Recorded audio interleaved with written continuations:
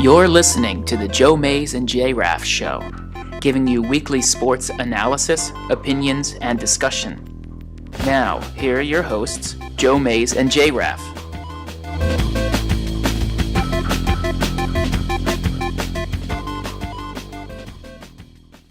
Well, good evening, everyone, and welcome to the 180th episode of the Joe Mays and J-Raff Show. I'm one of your hosts, Joe Mays, alongside of me, co-host J-Raff. Yeah, it's good to be back. We had a little bit of a break for the holiday weekend. Had lots of other stuff going on, but good to be back and continuing on with our summer theme, at least the summer of 2015 theme. It should just be the show theme in general, because we haven't talked anything but football, and it feels like it's been a long time. Yeah. But there are lots of factors to that. One, we like talking football. Right. Two, there's always football to talk about. And three, what else the do we lack talk of about, anything else. Right, yeah. Like, I mean, do we really want to take the time to talk about, one, the Phillies, because that's pointless, because they're awful. They're going to be awful. Even like if you look at it from, let's just give out news about them. What important news has really happened? Right. So I guess since the last time we were on the air, Ryan Sandberg resigned, though. Right. Did that happen in the last 2 weeks, or did that happen right before? Okay. See, like I can't even remember. So like 62 losses, assuming they lose today, they were down big. They were down big. Yeah. If that's more than they had the whole season 4 years ago. Right. Yeah. Now, I know 4 years is a long time, but like, just to put things in perspective, they're historically bad.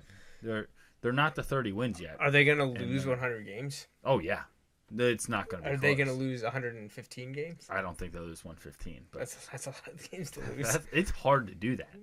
It's hard to lose 100. What would that be? 47 and 115? Is that what that would be? You know what's going to happen? We'll draft the number one kid, and he'll choose to go to college or instead. Tear both his ACLs or something. Yeah. So it's just like, we could also talk Sixers if we wanted to, and about how I'm okay the with pick Sixers from last year is already not going to play again this year. That's all right.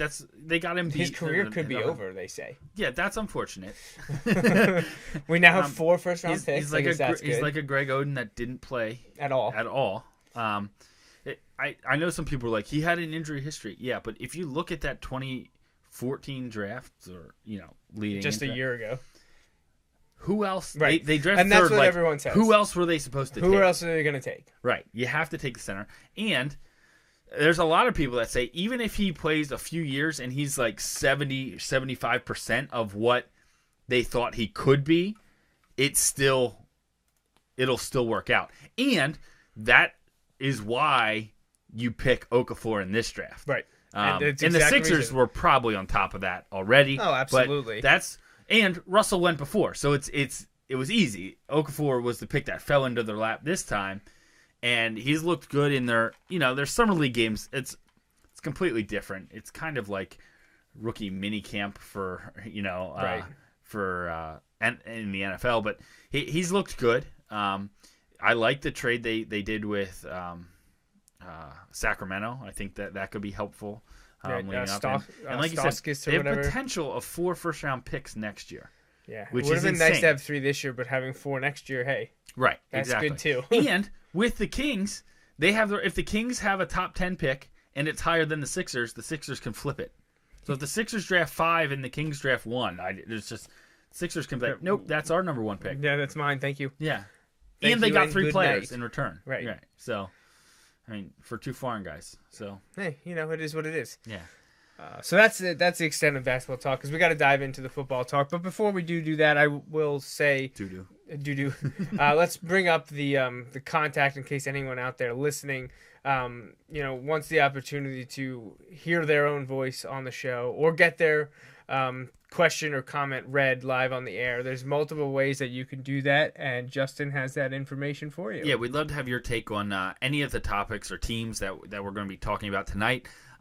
If you want to call the show, use the Mays Sandwich Shop hotline at 530-563-6297. Again, 530-563-6297. You can also email the show anytime at using the Mays Sandwich Shop email inbox at joemaysandjraff@gmail.com. Again, joemaysandjraff@gmail.com.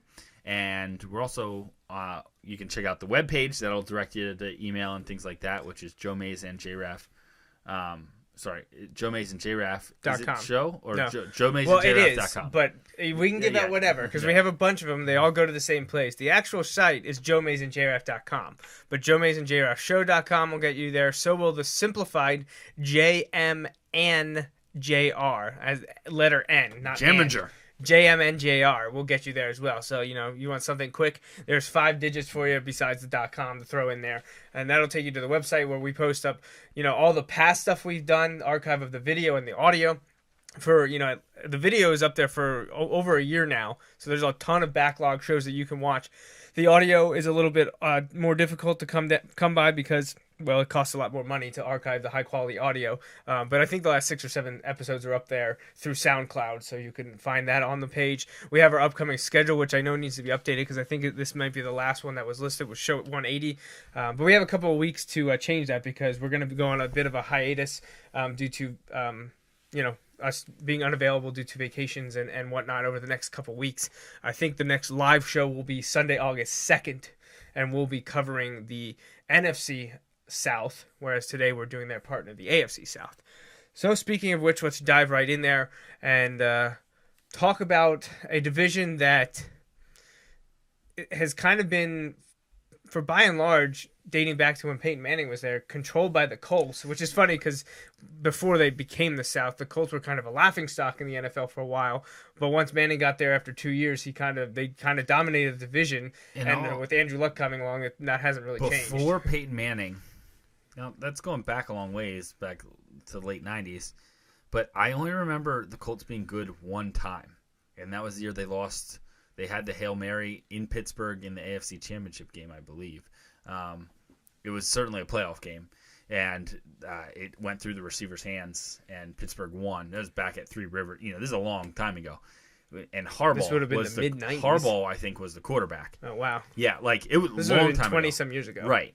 Back when Marshall Faulk was on the Colts. Yeah, or so on the Rams. No. Okay, you're right. Yeah, I have them switched in my head. I have them switched in my head. So, long time ago. I'm thinking Bettis from the Rams to the Steelers. Right. Falk went Colts to Rams, right? So, long time ago. But other than that, Manning, and then at the end when Manning had to sit out, well, yeah, they were awful. They were awful. And what happens? They get the number 1 pick and take Andrew Luck, right. And it looks like, regardless of historical figures, it looks like he is going to be a franchise quarterback for the next decade. Yeah, well, while he may not be the next Peyton Manning, he's at least serviceable enough to get them into the playoffs and competing. I mean, they were in the the championship game, the AFC Championship game last year, which we all certainly know happened based on all the events surrounding it. Right. And they got destroyed, but they fell still a little flat. They were there.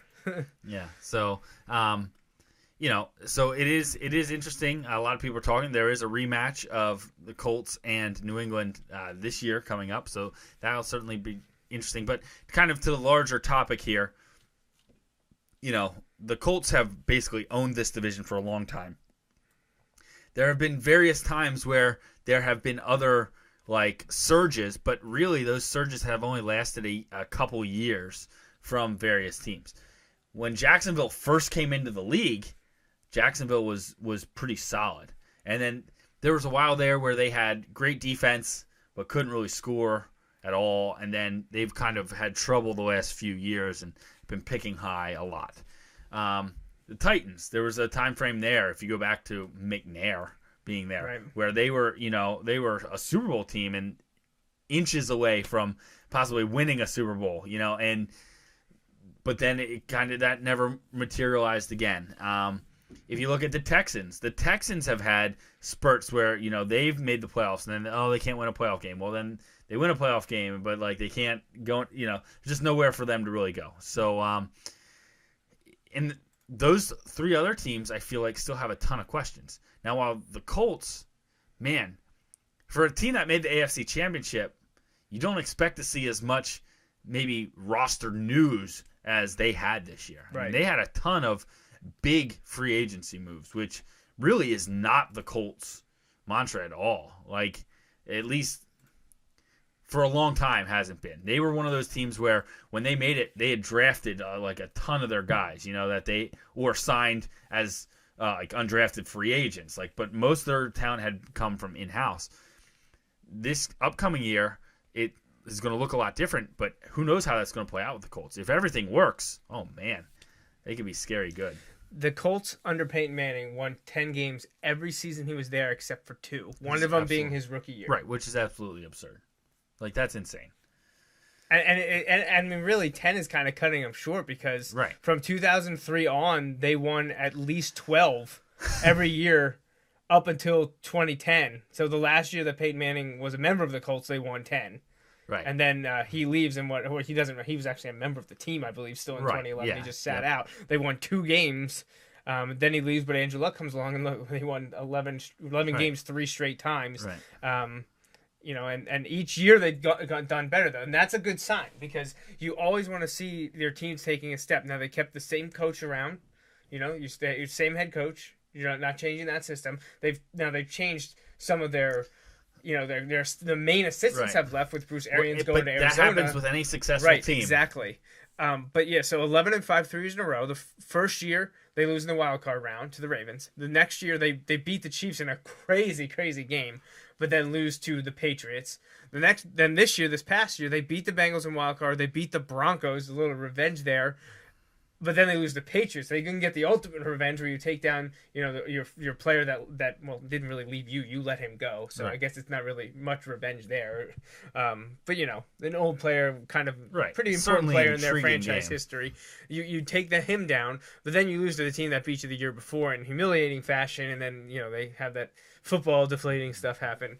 But they've taken a step every year. So that means now this is year 4 of the coaching system, the hierarchy of the coaching system, the head coach being there, and now Andrew Luck, 2 straight division titles.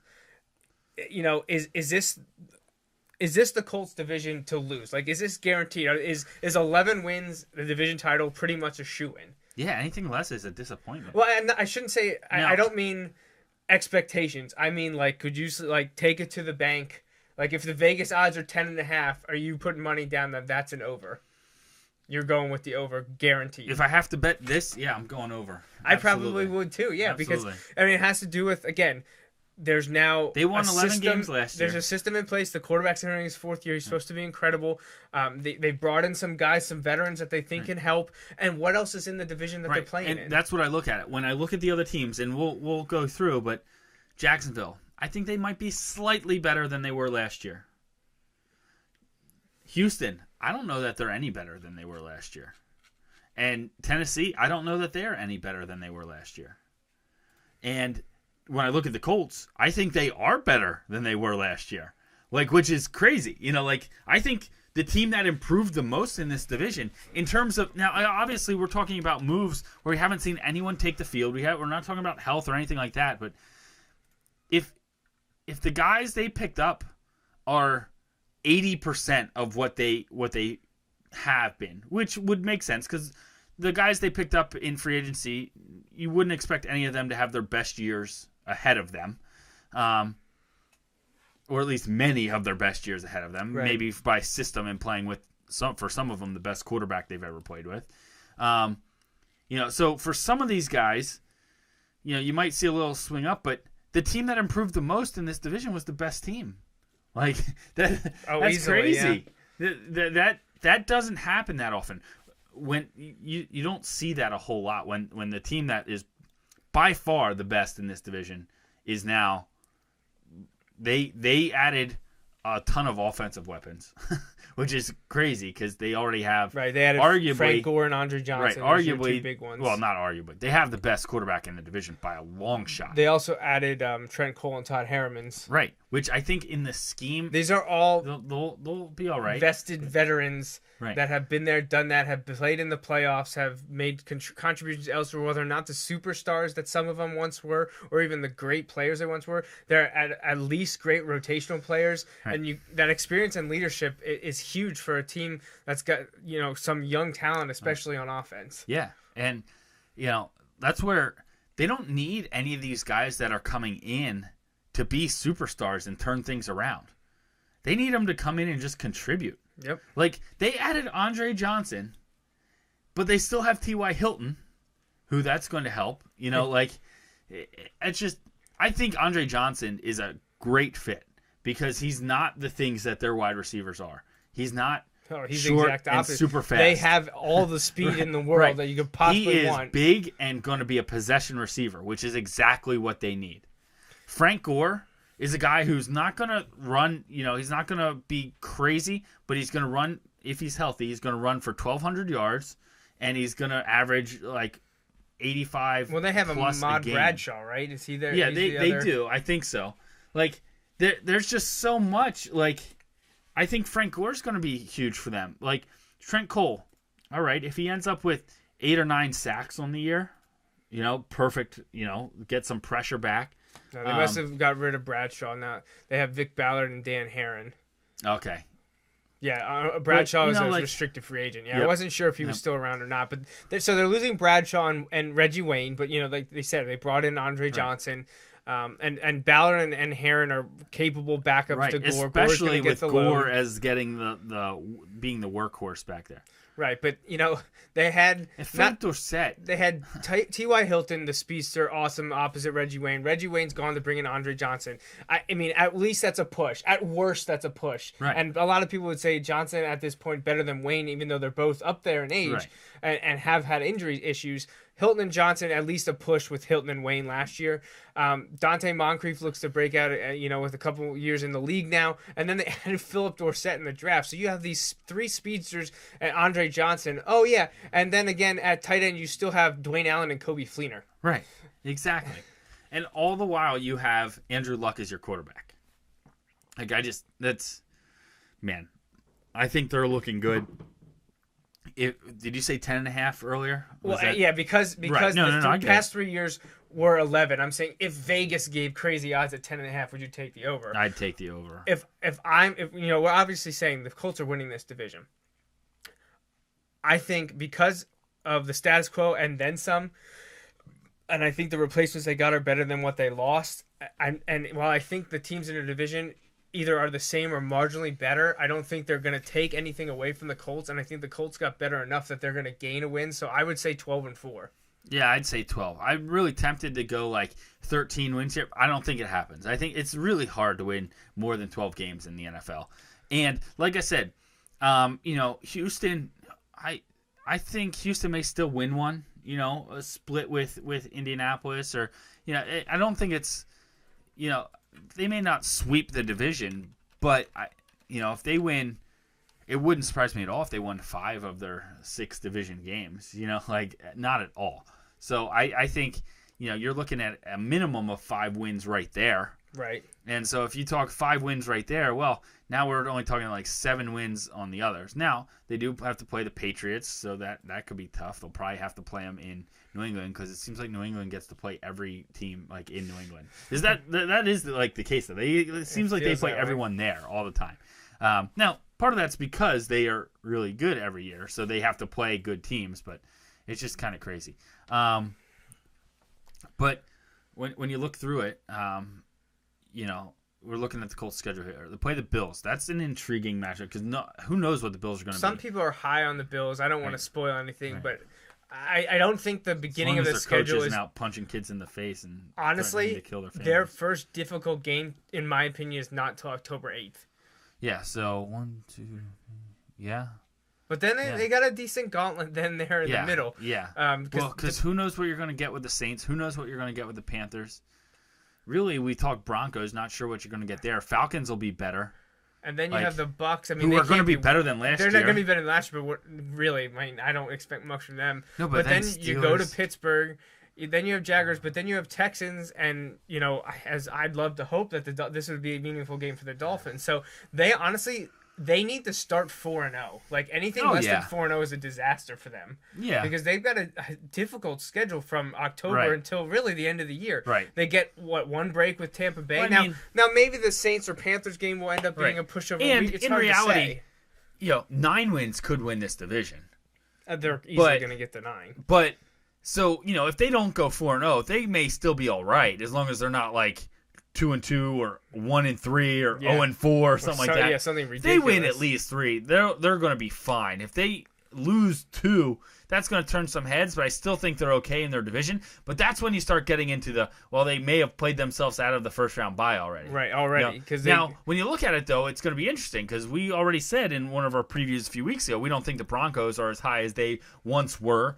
So maybe they're not running away with a bye. New England, we haven't gotten to the AFC East, but I think they're poised to really kind of just crush people this year like they did a few years ago after Spygate stuff, when they came through and just destroyed everyone.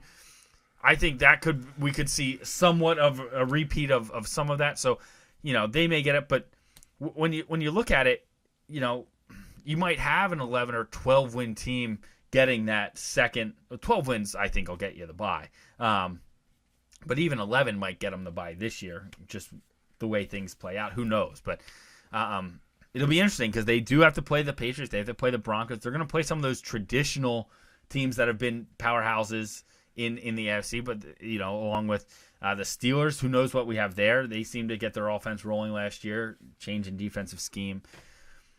But so they have a tough road laid out in their schedule.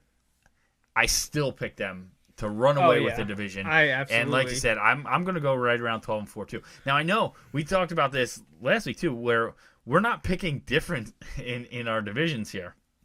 We both picked Seattle, and that would be a repeat from last year. We both picked the Broncos. That would be a repeat from last year. We both picked the Colts, which would also be a repeat from last year.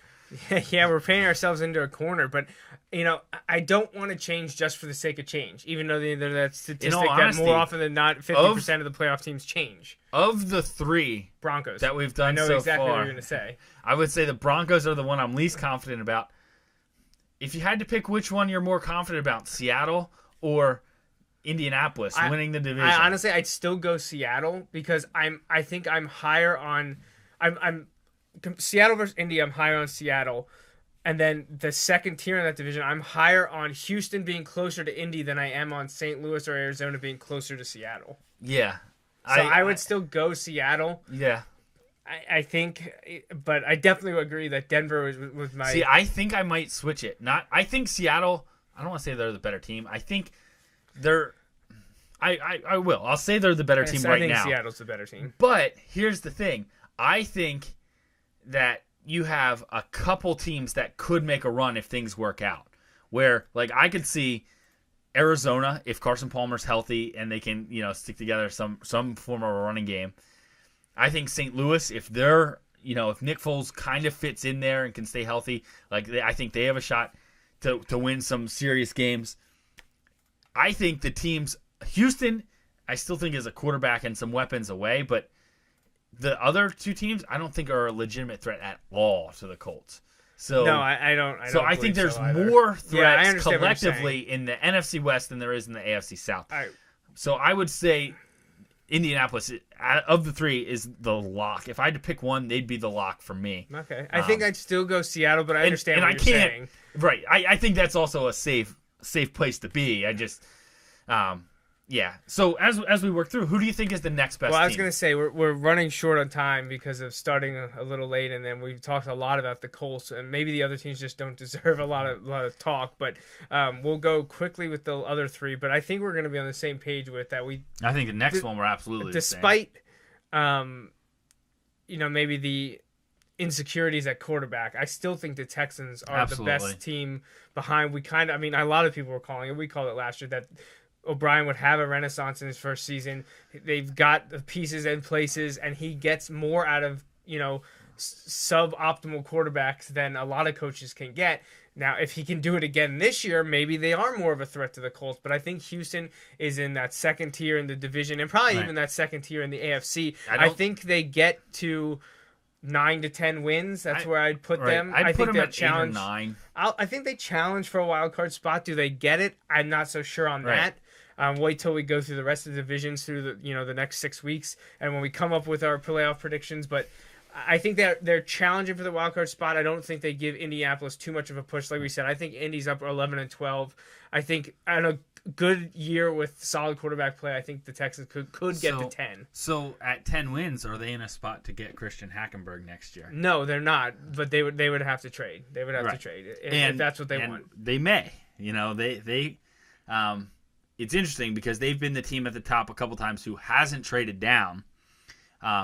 It looks like as of now there are going to be a number of quarterback options for teams next Connor year. Cook is one that everyone talks about. So we'll have to see. I hope that the Texans are in a spot where if they want Christian Hackenberg, they have to trade up. I really want that to happen for lots of reasons. One, I don't mind seeing the Texans do well. It's more fun when they are better because then there's at least somebody to compete with the Colts. I'm going to put them at 8 or 9 wins. I think I think their defense is okay, and you've added some studs on that. They have studs all over the place potentially on defense. But my bigger issue is how good does your defense have to be if your quarterback isn't in the top 2/3? And not just quarterback, if your offense, Arian Foster has got to be sick of it too. I mean, you're just going to have teams put 8, 9 guys in the box and make them beat them. And that's where I'm I want to see something with, I know it's different in the NFL, but I want to see something with O'Brien. Do something with a quarterback. Obviously, the tie is there. People are going to make a lot out of the Hackenberg thing because of the tie to Penn State. And I think Hackenberg would love to go there, given the opportunity. Yeah, I think you have to use those ties. But it'll be interesting to see kind of how that plays out. Then who do you have third? I have the Jags. I have the Jags in third as well. Yeah, I'm putting the Jags third. I think I still don't think they challenge at all. No. Not even challenge the Colts. I don't think they push the Texans. I think they get 6 or 7 wins. If they get 7, I think Bradley's safe. If they stay where I have him at 5 or 6, I don't know if he gets another year. Which is crazy because then you're just starting over again. Right, I know. It's one of those things. They'll go as far as Bortles will take them. If they are not at 7 or if they don't get the 7 wins, I think Bradley's gone. Right. Because the owner is high profile. He wants a winner. I just they need to take a step this year that we thought they might. The first half of the first game last year, we thought the Jaguars were turning the corner. I was confident, man. when they were blowing out the Eagles, and then they became the Jaguars and couldn't do anything. I had it all under control. But yeah, you need to see Gus Bradley's scheme on defense needs to come alive. They need to make something there. They have a new offensive coordinator this year, or did they have a new one last year? I thought they got a new one this year. We should have asked Chad. Yeah, I know. I should. So, I have the Jaguars 5 or 6 wins, and I just don't see. I think I picked 7 because I want them to get 7, but I would like to see them be good. I'd like to see them push the Texans for second. I just don't know if they have the talent to do that across most of the board. And then I have the Titans last. And that's not necessarily. I think Mariota may turn out to be good. I don't really see. I don't know how it's going to work in Tennessee. Wisenhunt's there, right? Yeah, he's the new I head don't coach. know that it's going to work real well with Wisenhunt. Although Wisenhunt is a good offensive coach, so that's not necessarily the issue. Did they have 2 last year? Were they 2-14 or 3-13? They were bad. I know. Yeah, I don't know, but who do they have? I know they have some wide receiver threats that people are they just added Beckham Green too to go with Mariota. I don't know. Yeah, it's just they just seem to be in upheaval almost ever since Manning spurned them to go to Denver. Didn't end up going to Tennessee. I saw a thing a couple weeks ago that he turned down more money. The Texans had offered more guaranteed money. Titans. Sorry. The Titans had offered more guaranteed money than the Broncos did, but it wasn't. He didn't want that. The situation was better in Denver.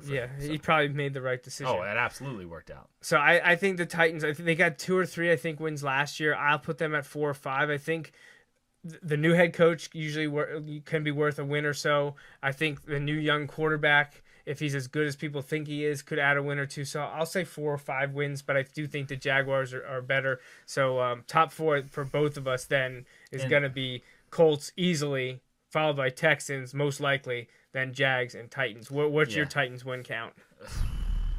I'll put them at 4. 4. Which is an improvement over last year.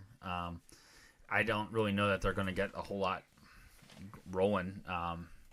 we'll have to wait and see how it plays out. But like I said, with the defense the Texans have, I don't know that they can really look. They may challenge the Colts a little bit, but I still see those defenses causing a lot of problems for the Titans and Jaguars because I just don't think they have enough weapons to really kind of do anything there. Although, I mean, Jacksonville has added some weapons. It'll be interesting to see. They added what's his name, Thomas, out of Denver, went there, the tight end, Julius Thomas. Yeah. So I mean, they have some. Allen Robinson had a good year last year, and he's looked really good in the offseason as well. Man, imagine if Justin Blackman wasn't a bust. Wasn't a bum. Yeah. Really, on his own being. I know we're out of time and I want to go, but I want to pose this question to you. If you could take, and I'm not going to remember off the top of my head, but who the second Texans quarterback is. It's Hoyer and who was the other guy there last year? I know Fitzpatrick's not there. Right. I don't remember. I can't remember who the second quarterback is now. Well, what I was going to say is, if you would switch the Jags quarterbacks with the Texans quarterbacks, would you have a higher opinion of Houston? Do you think Bortles Henne is better than Hoyer / I forget who is there now. Yes, I do. I do too. I think if Bill O'Brien had Bortles and Henne, the two of them, a lot of people thought they would take him, but I think they were going to have to trade up for him, and they weren't going to trade for him. And Jacksonville wanted him, I think.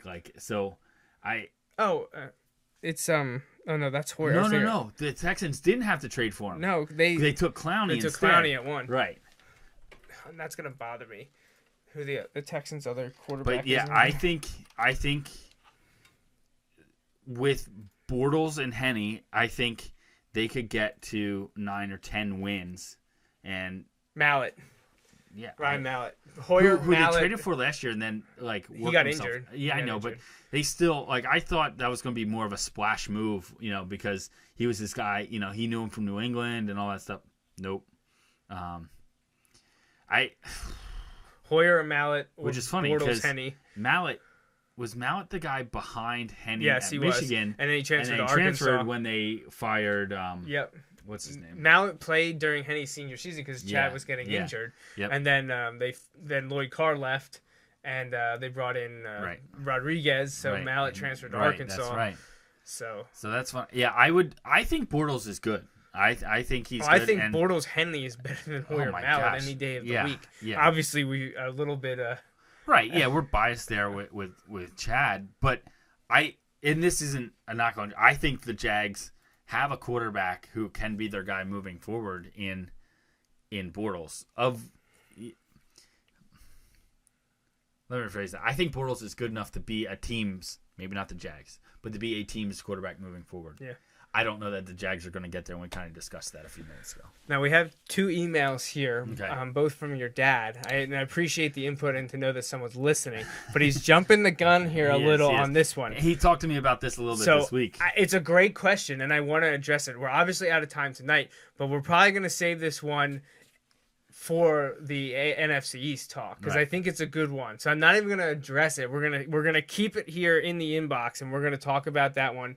It will be like a month from now, but we will address this one just because we can give it a passing mention here at the end. Why don't you go ahead? All right. So Jordan Spieth won the John Deere Classic in a playoff today. Do you think he could win the British Open? And do you care? And he says he does. P.S. Tiger who? Now he says that he is someone who roots for Tiger. At least occasionally, not like a huge Tiger Woods supporter, but just I know that he is in the camp of golf is interesting to watch when Tiger's in contention, and I am in that boat as well. Now, that being said, for those of you who don't follow golf so closely, Jordan Spieth won the Masters this year. Jordan Spieth won the U.S. Open this year. Jordan Spieth, if he wins the Open Championship, which we refer to as the British Open, this coming week, he will have won the first 3 of 4, which is, amazing and doesn't really happen. And he has been destroying everyone. All right.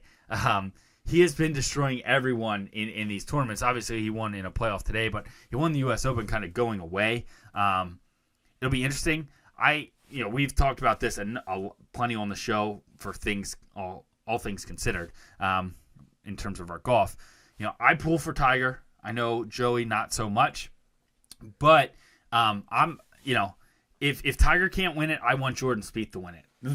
I would love for either one of those to win the British Open, just because either one, it is going to be a massive story. Because if Jordan Spieth wins the first 3 majors of the year, that's it's huge. Huge. Oh, yeah. And if Tiger wins, oh my gosh, that would be the only thing that could be bigger than Jordan Spieth winning the first 3. That's the only thing. Yeah. No, I agree. And I don't want to say I don't care, because I'm not a huge golf fan. Because I do care. But am I going to watch? I'm probably not going to watch. I just don't watch a lot of golf. Actually, I don't know. I'll be on vacation. But that's all the more reasons maybe watch. Smartphones are for, right? If Jordan Spieth is in contention, let me also add, I'll be on vacation with my father-in-law, who is a big-time golfer. There you go. So, if Jordan Spieth or Tiger is in contention, it's going to be great ratings on Sunday, and I'll be tuned in. Now, whether I'm tuned in sitting there watching or following along on my phone will probably depend on the weather. Yeah. But I will be following along. So we will address your dad's other question down the line, because I think it's a great question. Yep, it's definitely one to talk about. And if we don't think we'll be able to cover it in the NFC East show, we'll do it another week for sure, because it's a great question. We want to cover about head coaches and Chip Kelly and that head coaching class from 2013. We got a photo posted to our Facebook wall by your wife of your dad and your son watching us on the show. So that's cool. I pulled it up here for everyone to take a look at. Tuned in on separate devices, though. Right, yeah. We need numbers. We need numbers, people, right? So give an iPhone to Austin. Let Austin hold that. Your dad watch on the Mac, and then you can have Jamie on an iPad or something in another room. Yeah, bump up those numbers, everyone. But yeah, that's great. We love to see that for sure. And I think that covers the majority of everything that we were going to talk about this evening. So we go to NFC South. Yeah, we'll be taking a break here for a couple weeks. It'll be interesting, because we may have our first real disagreements there. We could potentially, and we also could have our first time where we're not picking the same teams as last year. I think this is. You're right. NFC South, I think, is an intriguing division for sure. Absolutely. The Panthers have won it 2 in a row to the surprise of many. The Bucs were awful last year, but then what's going on with the Saints and Falcons? Right. Yeah, good questions. Good questions. So we will, again, we're taking a hiatus here for it'll be 3 weeks till the next show. 2 Sundays off. We'll be back Sunday, August 2nd at our normal time to continue our 2015 NFL preview and talk NFC South.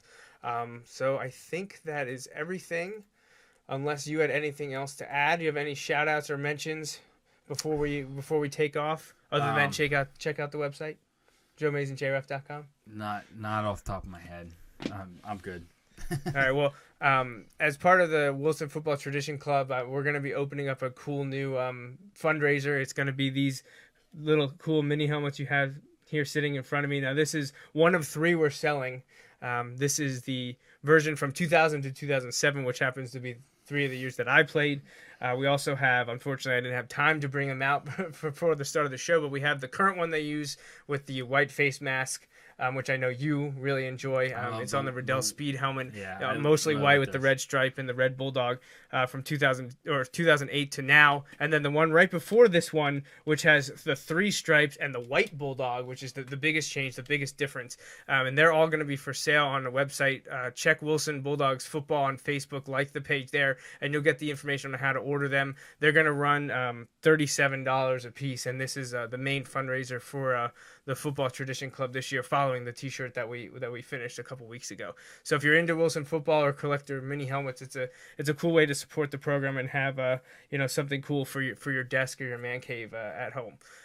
But other than that, I think that is everything. So thanks for joining us. That wraps up the 180th episode of the Joe Mays and J-Raff Show. We hope you tune in every Sunday evening at 6:30 for our take on sports. Until next time, I'm J-Raff. And I'm Joe Mays. Thanks for listening.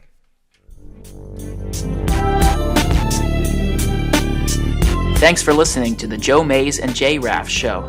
Don't forget, you can download each episode of the show from the podcast section of the iTunes Store. We'll see you next time, and thanks again for listening.